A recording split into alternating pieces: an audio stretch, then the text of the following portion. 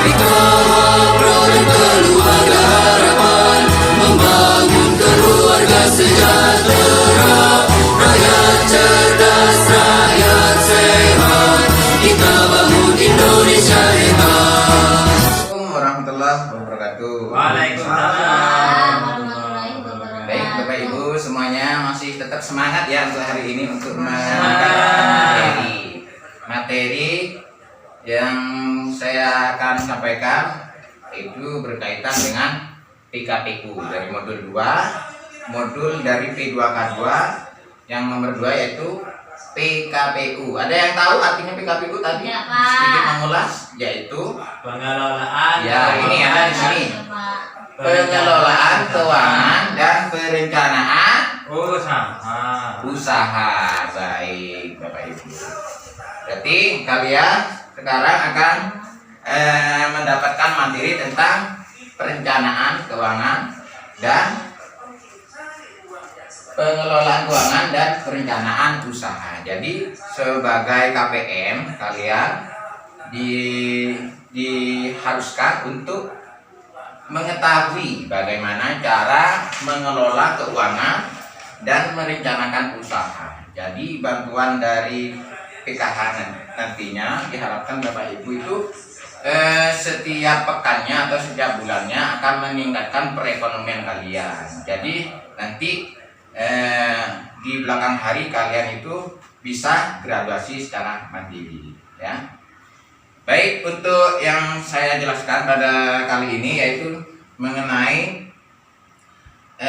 keseimbangan pendapatan. Jadi kalian untuk mendapatkan uang agar nantinya pendapatan dan pengeluaran itu bisa seimbang, kalian harus mengelola keuangan yang sudah kalian dapatkan per bulannya. Entah kalian itu mendapatkan uang per harian atau bulanan, kalian harus bisa memanage atau mengelola, dan itu harus sesuai dengan kesepakatan dari keluarga, baik itu suami dan istri, sehingga nanti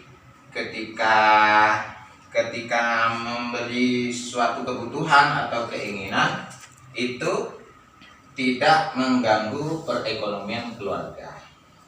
Nah, baik, ini untuk yang caranya agar stabil pendapatan keuangan kalian, agar stabil setiap bulannya harus direncanakan. Misalnya di sini kita mempunyai contoh untuk menganggar pendapatan dan pengeluaran. Di sini ada upah Ibu Lili dan upah Pak Rusli. Jadi di sini ada contoh seupahnya Bu Lili 100 dan upahnya Pak Rusli 200. Jadi setiap akhir bulan upahnya Bu Lili dan Pak Rusli ini totalnya berapa Bapak Ibu? 300. Jadi selama sebulan kalian harus mengeluarkan atau pengeluaran yang akan dikeluarkan untuk kebutuhan sehari-hari itu tidak lebih dari 300 agar perekonomian itu terjaga seperti itu. Misalnya dalam perencanaan atau pengelolaan keuangan dan perencanaan usaha itu yang paling ditekankan untuk dipahami oleh kalian sebagai peserta KPM penerima manfaat PKH itu, yaitu bisa membedakan antara kebutuhan dan keinginan. Jika seumpamanya dalam satu bulan ini pendapatan dan keinginan pendapatan itu dibelanjakan untuk kebutuhan atau keinginan itu boleh dilakukan apabila itu tidak merusak perekonomian keluarga ya. Baik, mungkin dari sini dulu ada yang bisa dimengerti, ada yang sudah bisa memahami apa itu perbedaan tentang keinginan dan kebutuhan. Iya, Pak. Misalkan secara konkret atau agar lebih kita memahami lebih mudah, di sini ada contoh uang jajan untuk Agus. Nah, uang jajan untuk anak itu termasuk kebutuhan atau keinginan? Coba Mas Ferry. Uang jajan, Nah, kebutuhan. ya bagus. Jadi uang jajan itu termasuk kebutuhan. Ya. Nah, coba Mbak Fitri ini uang jajan ini termasuk kebutuhan apa keinginan? Tergantung situasi, Pak. Nah, misalnya gimana itu? Kalau mendesak, Pak, ya jadi kebutuhan, Pak. Kalau tidak mendesak, Keinginan berarti. termasuk keinginan. Iya. Baik. Mungkin ada pendapat yang lain dari Mas Sahrul. Uang jajan dulu. Uang jajan ini masuk kebutuhan Sama atau- Pak dengan Ibu Fitri Pak. Ya. Jadi begini ya. Baik, saya tampung semua jawabannya. Perlu kalian pahami bahwasannya kebutuhan dan keinginan itu bisa dilihat dari fungsinya. Kalau untuk anak itu selama tidak terlalu besar dan tidak mengganggu stabilitas pendapatan perekonomian keluarga, itu tidak masalah ya. Itu masih termasuk kebutuhan selama tidak terlalu besar. Terus seumpamanya nanti setiap harinya itu uang jajan itu bisa mengganggu pendapatan ekonomi atau pemakaian kebutuhan sehari-hari itu bisa membengkak, maka itu sebaiknya tidak dituruti ya, sebaiknya tidak dituruti Ya. karena itu dapat mengganggu pendapatan atau pengelolaan pendapatan keluarga setiap bulannya, seperti itu ya. Itu tentang cara mengelola keuangan. Selanjutnya jadi kalian itu sebaiknya di setiap bulannya itu bisa menganggarkan, menulis catatan kecil di dalam rumah sehingga nantinya pendapatan kalian itu bisa terkonsep dengan baik ya.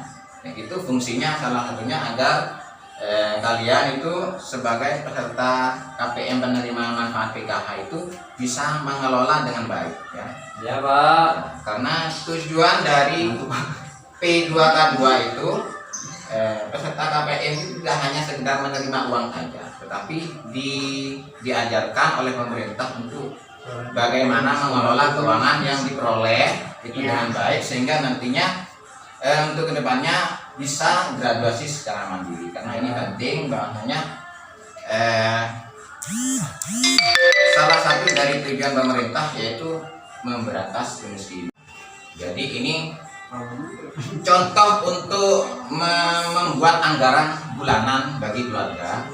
Yang pertama yaitu harus menulis ya pendapatan per bulan. Misalnya kalau pendapatan di akhir bulan sekian itu ditulis.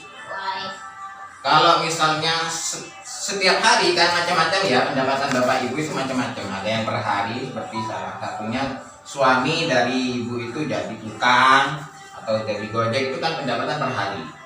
Sedangkan kalau misalnya karyawan itu bekerja di perusahaan orang itu kan akhir bulan itu nggak masalah. Tetap kalau tidak suami itu bisa istri bisa membuat anggaran keluarga. Gunanya untuk peningkatan kemampuan perekonomian keluarga. Mungkin itu aja ya Bapak Ibu ya. Ya.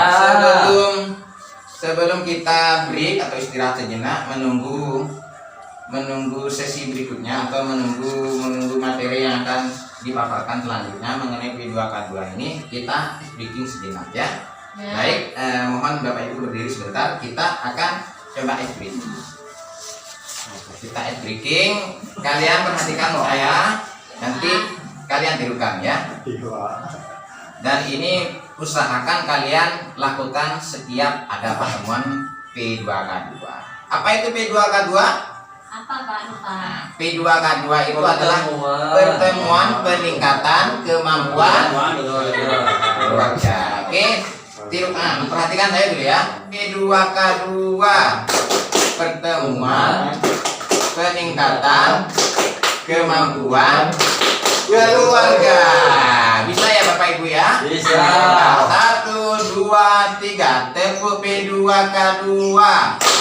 pertemuan peningkatan kemampuan keluarga. Baik, terima kasih atas partisipasinya. Sekian dari saya. Assalamualaikum warahmatullahi wabarakatuh.